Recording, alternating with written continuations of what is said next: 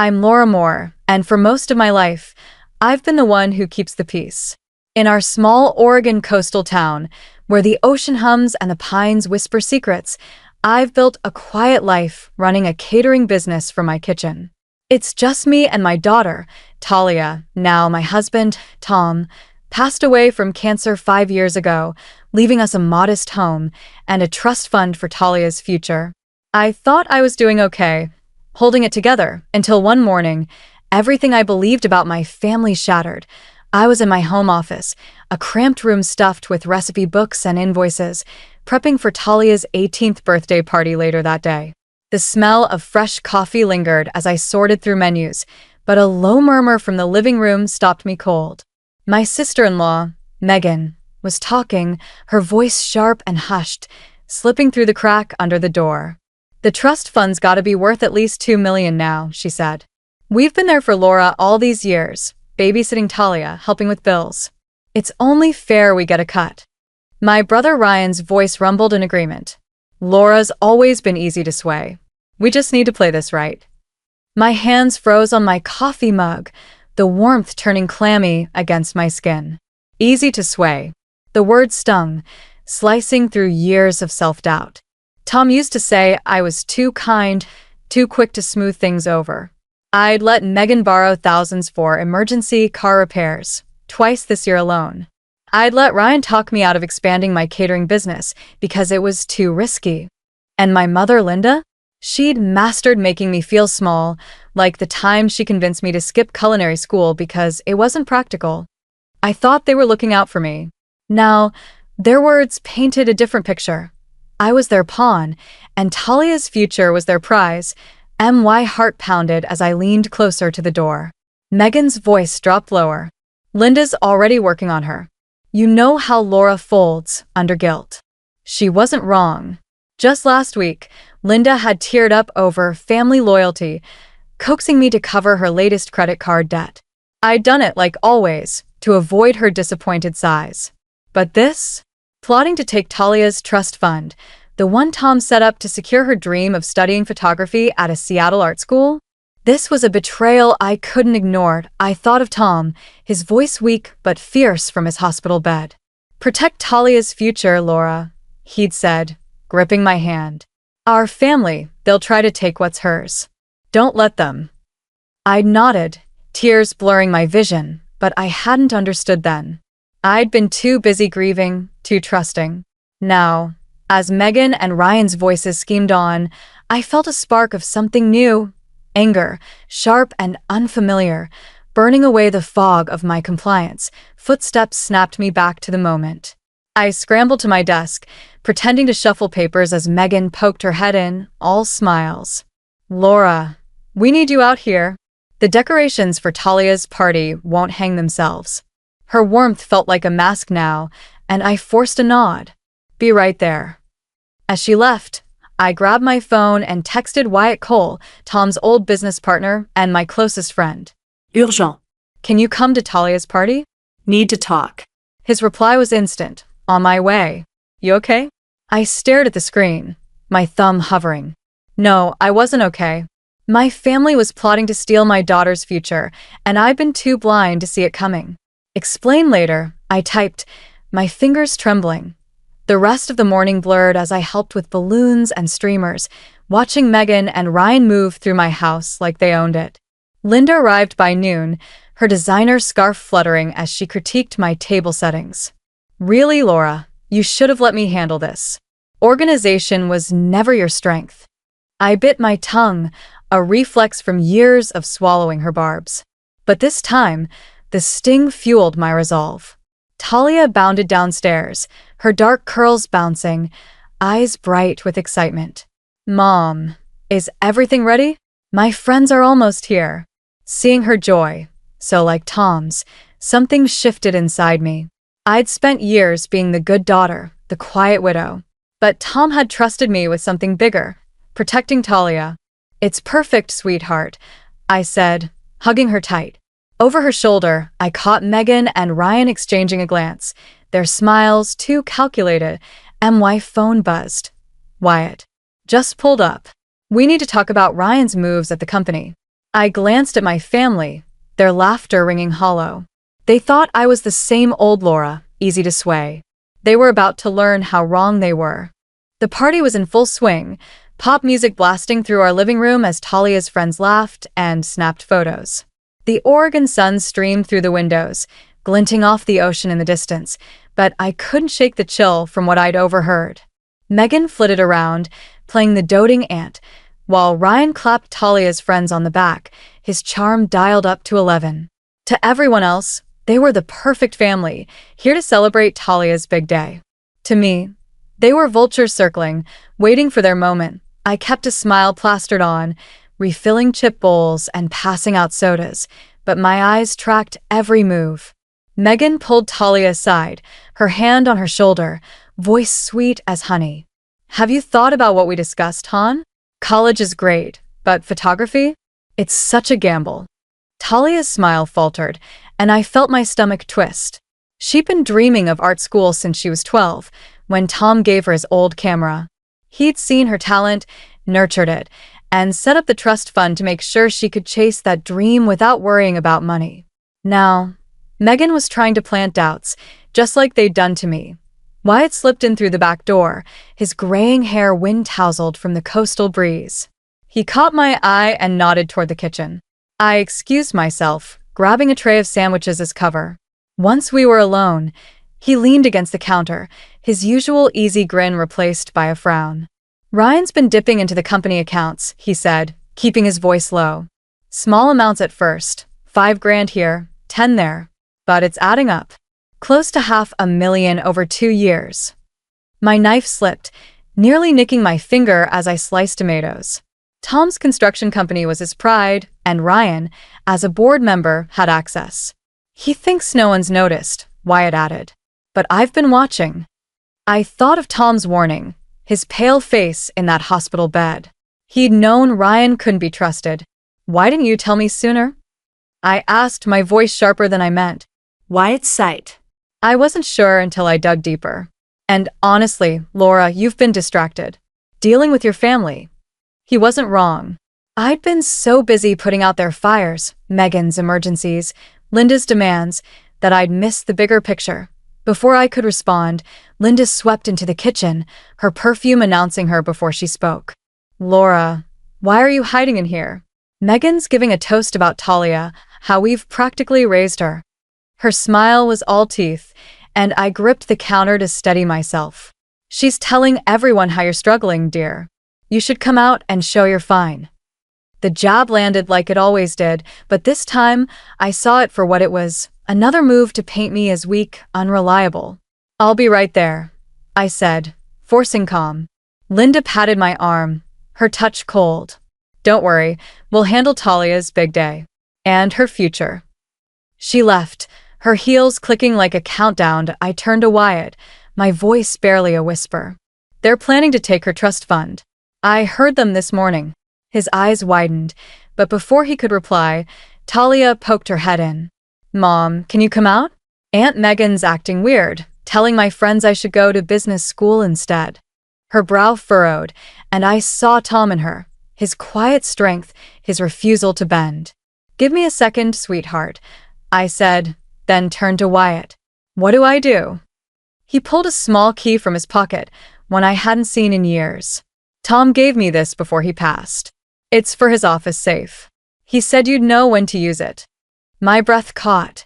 Tom's office upstairs had been untouched since his death, a shrine to his memory I couldn't bear to face. But now it felt like he was reaching out, guiding me. Let's do this later, I said, glancing at the party noise. But stay close, Wyatt. I need you. Back in the living room, Megan was holding court, her voice carrying over the music.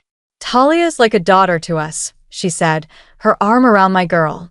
We've been there through everything, especially after her dad passed. And now that she's 18, she trailed off, her eyes flicking to me, testing. Talia stiffened, stepping away. Now that I'm 18, what? She asked, her tone sharp. A few friends shifted uncomfortably, sensing the tension. I stepped forward, heart racing. Talia, can you help me in the office for a minute? Once we were upstairs, away from the noise, I pulled her into Tom's old office. The room smelled of dust and leather, his books still lining the shelves. I found the key Wyatt gave me and opened the safe, my hand shaking. Inside was a thick folder labeled Family Records and a letter with my name in Tom's handwriting. I opened it, my throat tight. Dear Laura, if you're reading this, they've gone too far. I've tracked every loan, every lie, every scheme. They've been draining us for years, making you feel like you owe them. Protect Talia. Love, Tom. Talia read over my shoulder, her breath hitching. Mom, is this why you've been giving them money? Because they guilt you. Before I could answer, Ryan's shadow filled the doorway, his smile gone.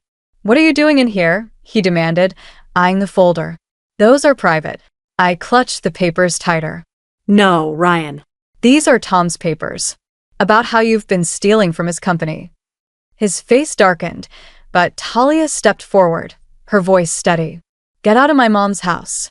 Ryan hesitated, then backed away, muttering, You'll regret this, Laura. As his footsteps faded, I knew this was just the beginning. The next morning, I sat in Wyatt's office in downtown Astoria, the Oregon rain drumming against the windows, matching the storm in my chest. Tom's folder lay spread across Wyatt's desk, a paper trail of betrayal, bank statements, loan receipts, emails. Ryan's unauthorized withdrawals from Tom's construction company stared back at us, each transaction a stab of disbelief. He's been siphoning money for years, Wyatt said, pointing to a ledger.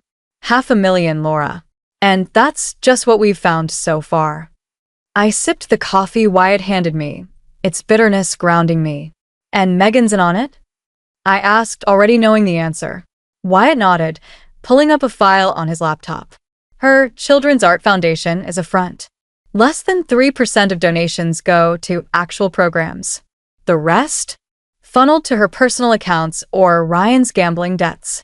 My phone buzzed, another text from Linda, her fifth since last night. Laura, we're worried about you. Call me. Talia needs us.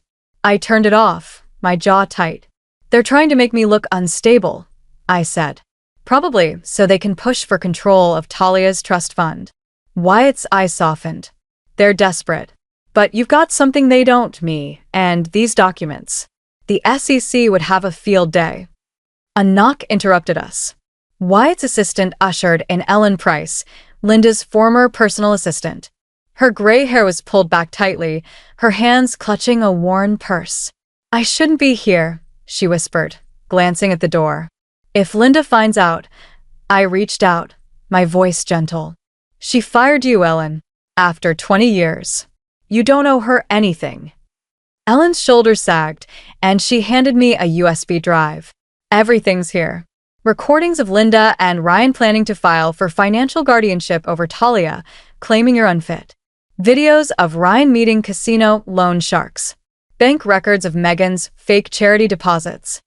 Her voice cracked. Linda threatened to expose my daughter's adoption, said it wasn't fully legal if I ever talked. I thought of Tom, how he'd helped Ellen with legal fees years ago when her daughter was sick.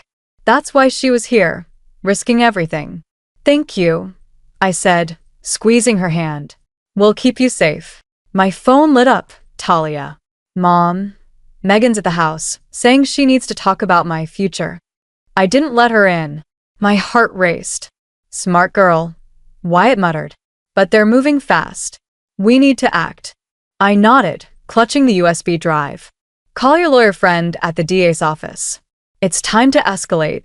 As Wyatt dialed, I thought of Tom's letter, his warning about protecting Talia. But another line stuck with me.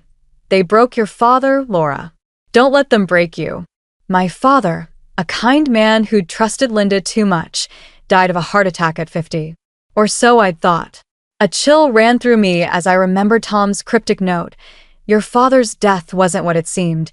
Before I could dwell on it, Linda burst into the office, her designer coat dripping rain, her face a mask of fury. Laura, hiding in offices instead of talking to your family? I raised you better. I stood, my spine straight for the first time in years. Did you, Mom? Or did you raise me to be your puppet? Her eyes narrowed, but I held up the USB drive. Tom kept records of your gambling debts, Megan's fake charity, Ryan's theft. All of it. She faltered, just for a second, before her voice turned icy. You're making a mistake, Laura. Tom was always the problem, keeping secrets, turning you against us. He was protecting us, I snapped, my voice shaking with a strength I didn't know I had. From you. Linda's face twisted, but she switched tactics, her eyes welling with tears. I only want what's best for Talia. You're overwhelmed, dear. Let us help. Wyatt cleared his throat. Mrs. Harper, I suggest you leave before we call security. Linda shot me a look, part rage, part desperation, before storming out. I sank into a chair, my hands trembling. They're not stopping, I said. Wyatt handed me a box from under his desk. Tom left this for you. Said to open it if things got bad. Inside were more documents, letters, and a small notebook in Tom's handwriting. The first page read, Laura, you're stronger than they think. Protect Talia, and don't let them break you like they broke your father. I sped home through the Oregon mist, Ellen's USB drive burning a hole in my purse. Talia's text had rattled me. Megan's persistence, showing up at her house, felt like a warning shot. When I pulled into the driveway, Megan's SUV was still there, and she was pacing the porch, phone pressed to her ear. She's not answering, she said, her voice carrying. We need to move faster. My blood ran cold. I parked and stepped out, my voice steady despite the knot in my stomach. Megan, leave. She spun, plastering on a smile. Laura, thank goodness. We're so worried about you. I ignored her, unlocking the door. Talia, it's me. The door cracked open, and I slipped inside, Talia slamming it shut before Megan could follow. She's been here for an hour, Talia whispered, her hands trembling. Saying you're not yourself, that you're paranoid. She told my friends you might need a break from parenting. I pulled her close, my heart aching. She's wrong, sweetheart. They all are. We moved to the living room, where Talia's birthday decoration still hung, now drooping like our spirits. I opened Tom's box, spreading the letters across the coffee table. One caught my eye, a sealed envelope marked for Laura, when you're ready. My hands shook as I broke the seal. Tom's words spilled out. Your father's death wasn't natural. Linda tampered with his heart medication, Digitalis, to keep him from leaving her. I found proof too late to save him, but it's in the safety deposit box at Coastal Credit Union. Key enclosed. You're stronger than her, Laura. Always were, Talia gasped, reading over my shoulder.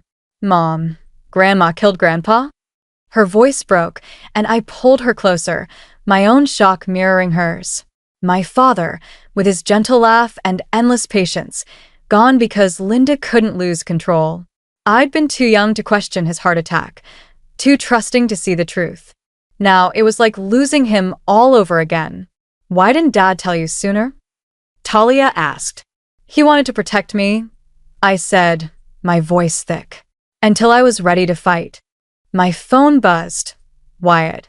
Turn on Channel 5. I flicked on the TV, and there was Megan, standing outside what looked like a courthouse, her face a mask of concern. My sister-in-law's struggling, she said to a reporter. We're worried about her stability and what it means for Talia. The audacity hit me like a wave. They were painting me as unhinged to justify taking Talia's trust fund. Talia's phone lit up, Ryan calling. She declined it, her jaw set. They're all saying the same thing. That you're sick, that I need their protection. But it's them, isn't it? They're the ones who are wrong. Before I could answer, another text from Wyatt. Ellen reached out. Linda's assistant has more. Recordings of Linda planning to file for guardianship. She's ready to testify. I stared at the screen, my resolve hardening. Talia, we're not just fighting for your trust fund. We're fighting for the truth. I dialed Wyatt. Set up a meeting with Ellen and your DA friend. We're ending this. As I hung up, a car pulled into the driveway. Ryan, his face pale, eyes red. He knocked, his voice low. Laura, please. 5 minutes. Against my better judgment, I opened the door, keeping Talia behind me. I'm in trouble, Ryan said, his usual swagger gone. I owe $500,000 to some bad people. Casino debts. I thought Talia's trust fund. He trailed off, shame flickering across his face. You thought stealing from your niece was the answer? My voice was ice. Like you stole from Dad's business? Like you all used him until he broke? Ryan flinched. That was different. No, it's not. It's the same. You're a bully, Ryan, just like Linda. But I'm done being your victim. I showed him a screenshot from Ellen's files, a video of him with loan sharks. Confess to the DA or I send this to them. His eyes widened, but he nodded, defeated. I'll do it. As he left, Talia hugged me. Are you okay, Mom? I smiled, feeling a weight lift. I'm better than okay. We're fighting back. The rain had stopped, leaving a damp chill in our Oregon home as Talia and I waited for the next move. Ellen's evidence, recordings, bank records, videos, sat on my kitchen table like a loaded weapon. My phone buzzed with another text from an unknown number, a video of Megan, looking frantic, saying, Laura, you need to know about your father's death. Linda, the clip cut off, but before I could process it, headlights swept across the windows. Linda's voice boomed through the door. Laura, open up. We need to talk about your father. My heart pounded. Talia grabbed my arm, her eyes wide. Mom, what's she doing here? I clutched Tom's final letter, the one about my father's murder. No more secrets, I said, breaking the seal. Tom's words were a gut punch. Linda poisoned your father with digitalis to stop him from leaving. The proof's in the safety deposit box. You're ready for this, Laura. I looked at Talia, her face pale but fierce. Call the police, I told her, then face the door. You knew, didn't you? I shouted. You killed him because he saw through you. Linda's voice cracked. Don't read that letter, Laura. You don't understand. But I did. For the first time, I saw her clearly, not as my mother, but as a manipulator who'd crushed anyone in her way. Sirens wailed in the distance as another car screeched into the driveway, Megan, running toward the porch. Holly, don't, she yelled, but Linda burst through the door, a small pistol shaking in her hand. I won't let you ruin me, she whispered, her mascara streaking. Talia gasped, but I stepped forward, my voice steady. Is this who you are, Mom? The grandmother who'd threatened her own family? Something flickered in Linda's eyes. Shame, maybe, before Megan lunged, grabbing for the gun. You've gone too far, Megan screamed. They struggled, and the pistol clattered to the floor. Wyatt, who'd followed me home, kicked it away as police lights flooded the driveway. Officers rushed in, and Megan collapsed, sobbing. I helped Linda cover it up, she confessed. Your father's death. I'm so sorry, Laura. The next hours were a blur. Police statements, FBI agents, and Sarah, Wyatt's DA friend, arriving with the safety deposit box key. Linda and Megan were led away in handcuffs, their polished facades crumbling. Dawn broke as Talia and I stood in our living room, the chaos settling. What now? She asked, her voice small but strong. I picked up her photography sketches, scattered in the frenzy. Now we build something new, I said. Wyatt chimed in. With Linda and Ryan out, you're the majority shareholder in Tom's company, Laura. He made sure of it.